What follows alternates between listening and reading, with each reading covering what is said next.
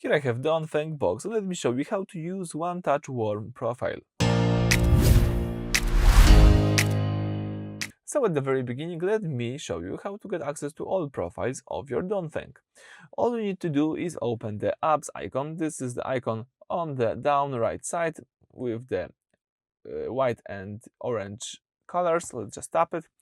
Here you've got access to all applications of your car. One of them is profile, so let's just tap profile.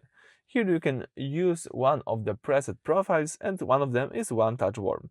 This is similar to quick cool, but for winter. This activates the heating system at full strength to warm up the interior as quickly as possible. You can tap information here to see that the air conditioning will be on, AC temperature will be set to 26 degrees, and also, for example, the air outlet mode will be in that position. You can check out the internal and external circulation, and also the driver's sitting heating will be at 2 gear. So that's it. So you can tap it, one touch warm, AC heating feature is enabled, and if you would like to disable, let's just tap again, and one touch warm is off. As simple as that. So that's it for this video. Thank you for watching. Please subscribe to our channel and leave thumbs up.